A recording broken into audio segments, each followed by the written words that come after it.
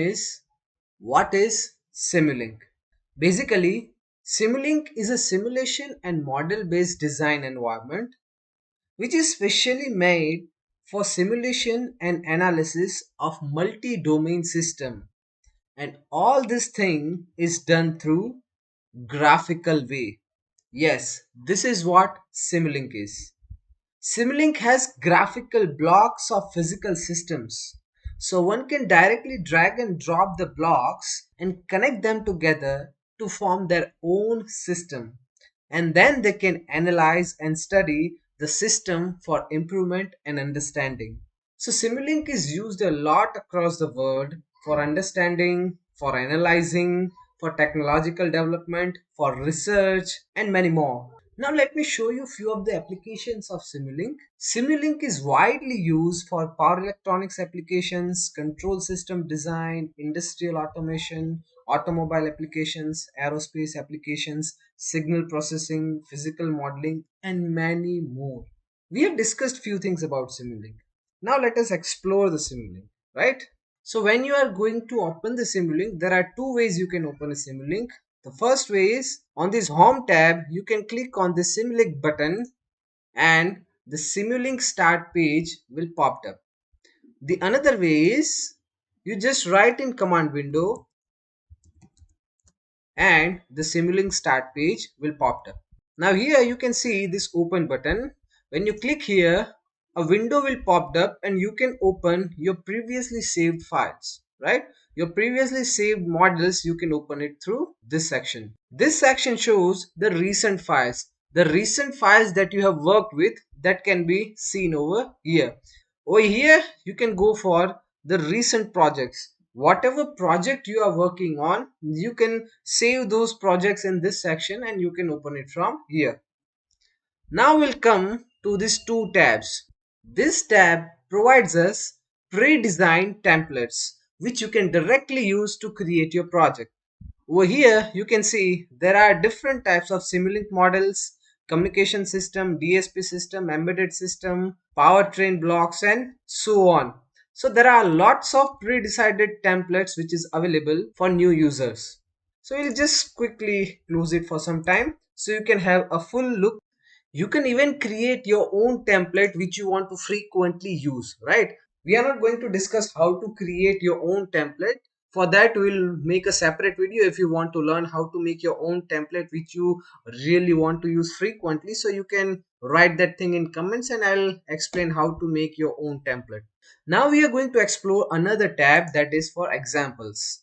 Earlier we have discussed that Simulink can be used for multi-domain applications. Over here you can see the examples of all multi-domain applications where Simulink can be used. SimCaps electronics, SimCaps power system, Simulink 3D animation.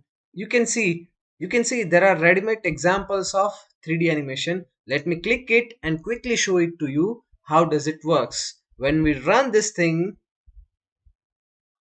simulation will pop up. And over here you can see how the simulation is working.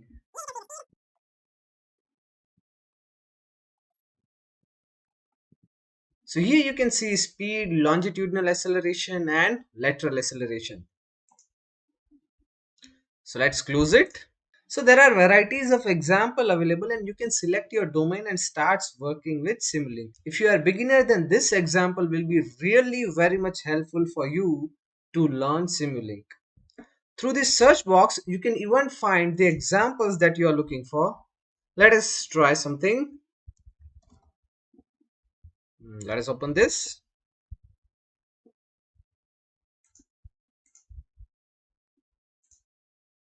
So this is the model of three-phase asynchronous wind turbine generator. Now let us run this program. To run this program, you need to press this green run button. You run it, it will compile and simulation is done.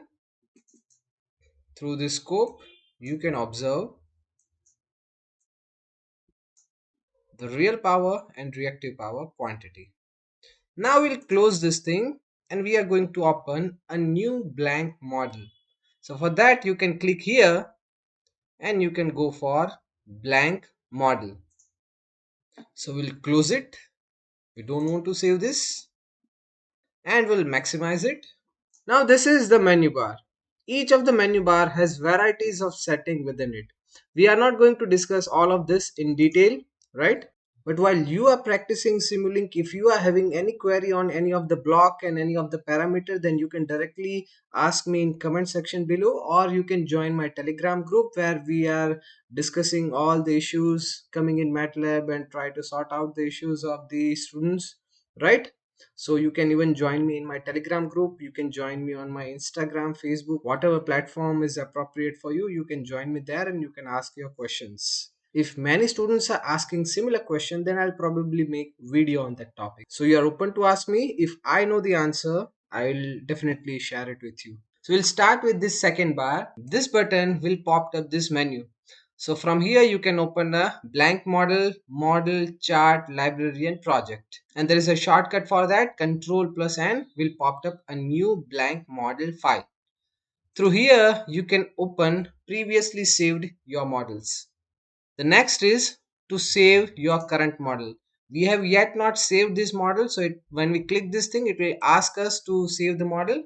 So let me save it, and let me save it in a wrong manner.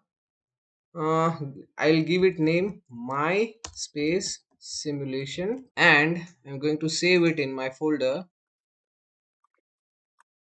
and this error will pop up. My simulation is not a valid model name because it is not a valid MATLAB function name. So the problem here is I have intentionally provided space between two letters. So remember that you cannot provide space between two letters. So my underscore simulation, and now save. So the name is done. Now this button is for library browser. When you click it, you can observe graphical blocks of multi-domain. The list of all domain is provided over here. This is Simulink. In this Simulink, you will find there are varieties of headings like commonly used blocks, continuous blocks, dashboard, discontinuous, discrete, logical, lookup table. Varieties of block sets are available in Simulink. Let us explore this sources. This is the set of sources. You can find a step source, sine wave source, ramp, pulse generator, constant, clock, so many things you can find it here. Let us take any of this. This is the sine wave block. We'll just right click it and we'll add this block to my simulation. You will click it, then it will directly add this thing to the block. This sine block is here. Let me show you another way how you can import any block to this Simulink model.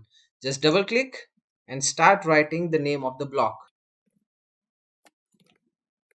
So we want to import another sine wave, so we'll write it sine wave and click. So another sine wave has been imported. When you hover your arrow onto the sine wave block, it will ask for the amplitude. It is the amplitude of your sine wave. By default, it is 1. If you want to change, you can change it to 2, 3 or whatever number you want to give. Let's make it 3. So the amplitude of this sine wave is 3 and this sine wave is by default 1. For example, if you have missed to enter the amplitude, you can anytime double click this block and set the amplitude. In this block, you can set varieties of quantity. Right now, we'll be focusing only on amplitude. Amplitude is 1. Later on, we'll see how to change this quantity as per our need. Now, I'll quickly prepare a simple model and then we'll explore the rest of the things. From here, you can directly search for any block. For example, sum. So when you search here, it will show the variety of result which has the word sum. Let us tag this block. So this block is here.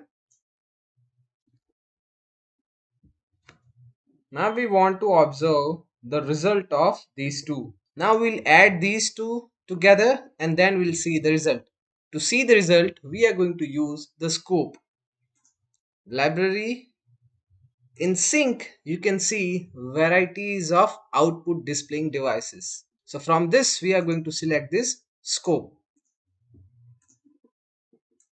So this is the scope. When you run,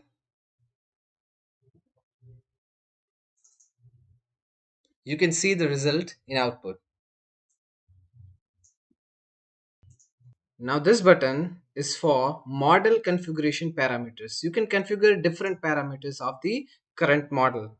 You can set the solver, simulation time, starting time, stop time, the types of solver you want to use. There are varieties of solvers. These are different solvers which are used for different applications. We will make a separate video to understand which solver is best suitable for which type of simulation. This is the variable step or fixed step type of simulation you want to do. If you want to import the data, you can directly import data into this simulation file. You can even export the data from this simulation file. You can do varieties of things from this configuration parameters. The next is Model Explorer. It will give you the idea of different block set in the model. And this is the tab through which you can run the simulation. This is the time of the simulation. You can set it to any of your required time, 5 second, 2 second, 10 second, whatever you want to adjust. And the rest of the things we are going to explore in our upcoming videos, so stay connected to this channel. Now on this left hand side, you can see there are varieties of button. Through this button you can zoom in this model. This is the fit view. If you click it, it will adjust it to fit view. Through scroll button you can zoom in and zoom out. It is zoomed out a lot. Just click this and it will adjust to a fit to screen view. Then from here you can add annotations. You can click here and write whatever you want to write over here. Click here, you can place here, you can write signal or whatever you want to write. This is the block where you can place area and write whatever notes you want to write. You right click it, you can adjust the font style. There are varieties of font styles are available. You can adjust the size of the font, italic, bold, and different varieties of fonts you can choose. By right clicking you can even select the varieties of color you want to set. If you want to set any particular color, you can set from here. You can insert image in this simulation. You click it, click over here, double click it, and it will ask to insert image. Click, select any of the image and open it. You can resize this image. There is a shortcut to set the fit to screen.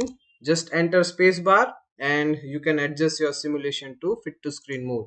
Now let me remove these things. Now at the bottom you can see view marker, right? From here you can set view marker. Now let us understand what exactly this view marker is. When you are having a large system, you can use this view markers. Let me insert again sine wave, right? I am just inserting random blocks, right? So we have varieties of blocks over here. I will select these two blocks, right click it, and I will create a subsystem, right? So this is a subsystem. I'll double click it and here you can see these are the different blocks. Again I'll enter a few of the things over here, for example sine wave, and again summing block, right? Together this will create another subsystem.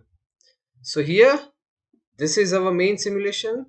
There is one subsystem within it, another subsystem within it. Now if you are having a large system and you want to work in this subsystem and then you want to go again back to that simulation, then back and forth it will take too much of time, right? And it will become a little bit tedious when you want to go back and forth very frequently. So for that, this is the solution.